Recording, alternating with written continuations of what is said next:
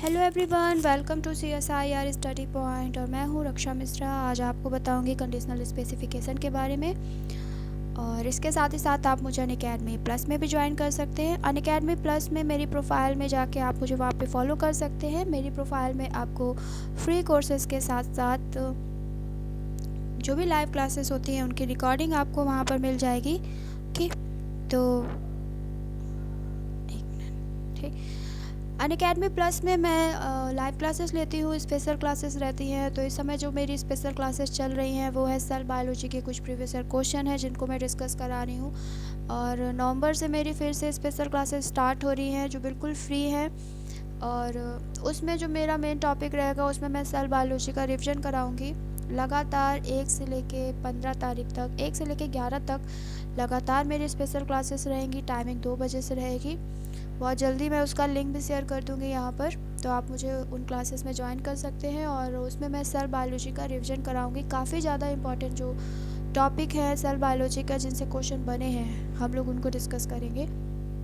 इसके साथ ही साथ मेरे प्रोफाइल में फ्री कोर्सेज़ हैं डिफरेंट यूनिट के, तो आप उन फ्री कोर्सेज़ को पढ़ सकते हैं। आप मुझे अनअकैडमी प्लस में भी ज्वाइन कर सकते हैं। अनअकैडमी प्लस में मैं mainly cell signalling, cell biology, molecular biology, metabolism और सेल कम्युनिकेशन, एनिमल फिजियोलॉजी, ये कुछ ऐसी यूनिट हैं जिनके कोर्स आपको अनअकैडमी प्लस में मिल जाएंगे। और अनअकैडमी प्लस में 10% डिस्काउंट के लिए आप मेरा रेफरल कोड जो है रक्षायम, इसका यूज कर सकते हैं। साथ ही साथ आज का जो लाइव क्विज जो है वो मैंने सेल बायोलॉजी में रखा है। शाम को 8:30 बजे जो है ये लाइव क्विज स्टार्ट हो जाएगा। और इसकी जो आईडी है वो है 959870। आप इस आईडी का यूज़ करके लाइव क्विज में ज्वाइन हो सकते हैं। और लाइव क्विज में कैसे ज्वाइन होना है, किस तरीके से हम ये लाइव क्विज अटेंड कर सकते हैं, तो उसके लिए मैंने एक वीडियो यहाँ पर अपलोड किया है, तो आप वहाँ से जाके देख सकते हैं कि हम किस तरीके से ज्वाइन हो। ठीक, तो आज का जो टॉपिक रहेगा वो सेल बायोलॉजी रहेगा और उससे रिलेटेड क्वेश्चन रहेंगे। अप्रॉक्स 20 क्वेश्चन है और 60 सेकेंड टाइमिंग रखी गई है पर क्वेश्चन के बेसिस पे। तो इस आईडी का यूज करके आप लाइव क्विज जो है उनको ज्वाइन कर सकते हैं। अब आज का जो टॉपिक है वो है कंडीशनल स्पेसिफिकेशन।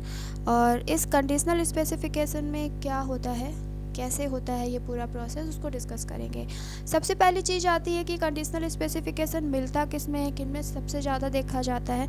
तो मेनली जो वर्टिब्रेट्स होते हैं उनमें ये ज़्यादा देखा जाएगा। कुछ इनवर्टिब्रेट्स में भी होता है, लेकिन मोस्टली इनवर्टिब्रेट्स में ऑटोनोमस स्पेसिफिकेशन देखा जाता है। इसके अलावा एम्फीबिया है, मैमल्स है, बर्ड है, रेप्टाइल्स है, इनमें भी कंडीशनल स्पेसिफिकेशन आपको देखने को मिलेगा। अब बात यहाँ पे क्या होती है कि जैसे हम लोगों ने ऑटोनोमस स्पेसिफिकेशन पढ़ा था, उसमें क्या कंडीशन थी, उसमें ये कंडीशन थी कि जो सेल ऑटोनोमसली स्पेसिफाइड होती है उस सेल के अंदर ही फ्यूचर में वो जो स्ट्रक्चर बनाएगी उससे रिलेटेड सिग्नल उसके मदर के थ्रू डिपॉजिट कर दिए जाते हैं पहले से ही। तो वहाँ क्या कंडीशन थी, सेल को आप उठाकर कहीं रखिए, इधर से उधर कहीं पर भी कर दीजिए, उसका जो फेट है वो भी फिक्स रहता था। क्यों? क्योंकि सेल को अगर आप ले जा रहे हैं तो सेल के साथ वो सिग्नल भी तो उसी के साथ जा रहा होता था, तो इसलिए उसके फेट में कोई किसी भी तरीके का कोई चेंज नहीं आता था। लॉस ऑफ कंपनसेशन भी नहीं देखा जाता था उस कंडीशन में।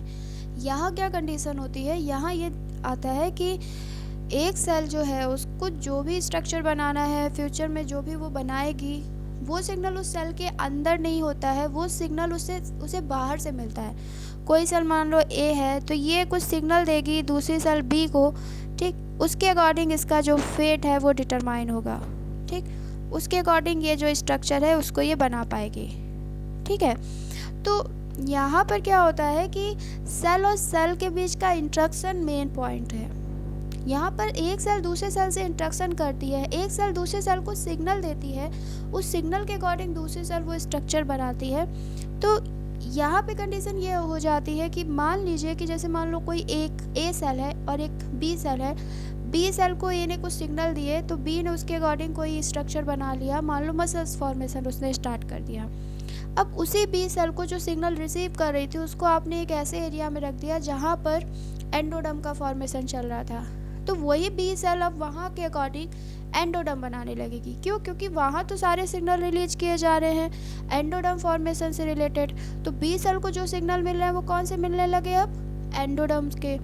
तो ऐसी कंडीशन में बी सेल अब क्या बनाएगी, जैसा उसको सिग्नल मिल रहा है तो उसे एंडोडर्म के सिग्नल मिल रहा है तो एंडोडर्म बनाने लगेगी, मेसोडर्म के मिलेंगे तो मेसोडर्म बनाने लगेगी, एक्टोडर्म के मिलेंगे तो एक्टोडर्म का फॉर्मेशन वो करने लगेगी। तो यहाँ पर ये होता है कि आप खुद देख रहे हैं कि सेल का जो भी फेट है वो उस पर डिपेंड नहीं कर रहा है, वो डिपेंड कर रहा है कि उसे सिग्नल कैसे मिल रहा है, वो किस कंडीशन में है, इसीलिए इसे बोला जाता है कंडीशनल स्पेसिफिकेशन।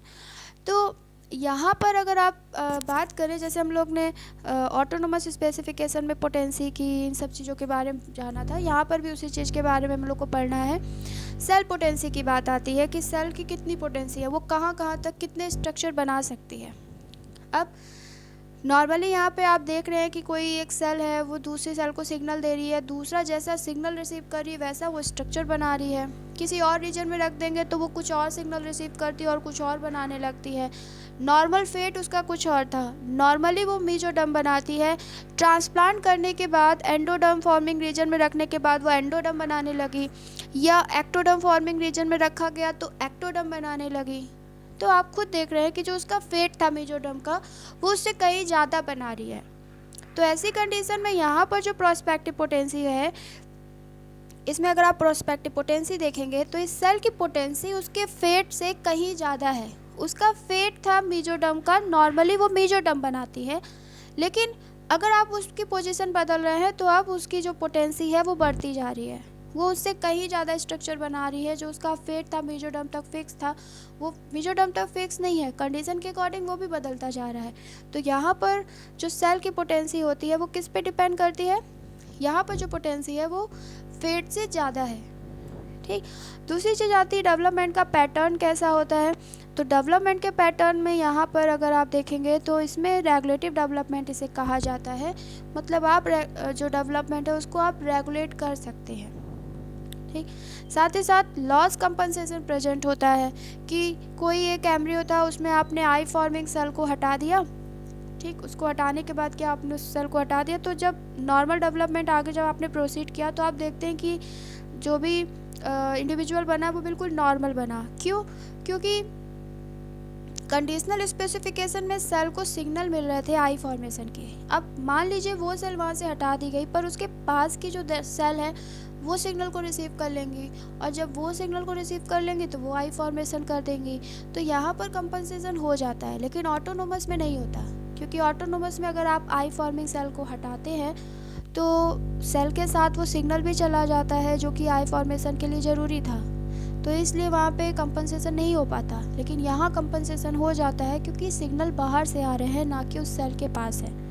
ठीक, तो यहाँ पे लॉस ऑफ कंपनसेशन देखा जाता है। जैसे इस एग्जांपल में अगर आप देखिए तो नॉर्मली आप देख रहे हैं कि ब्लास्टुला स्टेज को लिया गया है, और इस ब्लास्टुला स्टेज में नॉर्मल जो ये बैक की सेल है, ठीक, जब कोई ट्रांसप्लांटेशन नहीं किया जाता है, कुछ भी नहीं करते हैं, तो नॉर्मली हम देखते हैं कि ये एम्ब्रियो की बैक साइड के जो सेल हैं ये बैक टिश्यू का फॉर्मेशन करती हैं।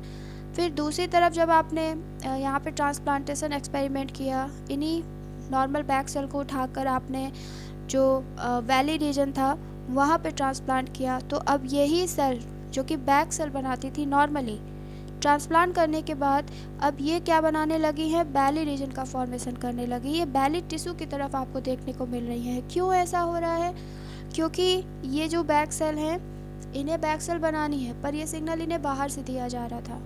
ठीक, आपने इनको उठा के वैली रीजन में रख दिया, ट्रांसप्लांट कर दिया, तो अब वैली रीजन में सिग्नल दिए जा रहे हैं वैली फॉर्मेशन के, तो ये जो सेल है अब कौन सा सिग्नल रिसीव कर रही है, वैली फॉर्मेशन की, तो अब ये क्या बनाएंगी, वैली टिश्यू बना देंगी। ठीक, वैली फॉर्मेशन में इन्वॉल्व हो जाएंगी। तो सिग्नल चूँकि बाहर से आ रहा है, इसलिए सेल का जो फेट है उससे कहीं ज़्यादा उसके पास पोटेंसी है, वो उससे कहीं ज़्यादा स्ट्रक्चर बना सकती है, और किसी भी तरीके का कंपनसेशन यहाँ पर, जैसे यहाँ पर देखते हैं, यहाँ पे हर तरीके से जो है किसी तरीके का जो कंपनसेशन, लॉस ऑफ कंपनसेशन जो है वो हमें आसानी से देखने को मिलता है यहाँ पर। क्योंकि ये सेल हट गई है तो दूसरी सेल, जैसे यहाँ पे अगर नॉर्मल बैक टिश्यू की बात करें तो यहाँ पर भी नॉर्मल ही बनेगा। ऐसा नहीं कि ये हट गई तो दूसरी कोई और नहीं बना पाएगा, दूसरी सेल इसकी जगह ले लेंगी। तो डेवलपमेंट नॉर्मल ही होना है एम्ब्रियो का। सेकेंड एक्सपेरिमेंट में उन्होंने वही चीज़ दिखाई है कि जैसे मान लो नॉर्मल डेवलपमेंट हो रहा था, इन्होंने कुछ सेल को यहाँ से रिमूव कर दिया, यहाँ से देखिए कुछ सेल गायब है, लेकिन उसके बाद भी एम्ब्रियो जो बन रहा है वो बिल्कुल नॉर्मल बन रहा है। क्यों? क्योंकि यहाँ से आपने जो भी सेल हटाई थी, भले वो सेल चली गई, लेकिन उन सेल के अंदर सिग्नल नहीं था, उन सेल को सिग्नल दिया जा रहा था कि आपको ये बनाना है। ठीक है, वो हट गई तो क्या हुआ, पर उसके आसपास की सेल थी, उन्होंने वो सिग्नल रिसीव कर लिया और जो स्ट्रक्चर बनना चाहिए था वहाँ पर वो बना दिया। तो इस वजह से यहाँ पर लॉस ऑफ कंपनसेशन देखा जाता है, और यही चीज़ होती है कंडीशनल स्पेसिफिकेशन में। तो कंडीशनल स्पेसिफिकेशन में सिर्फ आपको ये याद रखना है कि सेल और सेल के बीच में इंटरेक्शन होता है, इससे आपके सारे पॉइंट क्लियर हो जाएंगे। और ऑटोनोमस स्पेसिफिकेशन में आपको ये चीज़ याद रखनी है कि इस कंडीशन में सेल के अंदर सिग्नल होता है, और जब आप उसको समझेंगे तो आपको सारे पॉइंट ऑटोनोमस स्पेसिफिकेशन के भी क्लियर हो जाएंगे। तो ये तो था एक छोटा सा टॉपिक, और नेक्स्ट क्लास में हम लोग इससे रिलेटेड जो भी क्वेश्चन आए हैं उनको डिस्कस करेंगे। तो ये था कंडीशनल स्पेसिफिकेशन। और एक बार मैं आपको फिर से बता दूं कि आज 8:30 बजे सेल बायोलॉजी में लाइव क्विज जो है वो स्टार्ट होंगे, तो आप इस आईडी का यूज़ कर सकते हैं, ठीक, 959870, और इस आईडी का यूज करके आप लाइव क्विज में ज्वाइन हो सकते हैं। ओके, तो आज के लिए इतना ही रखते हैं। Thank you.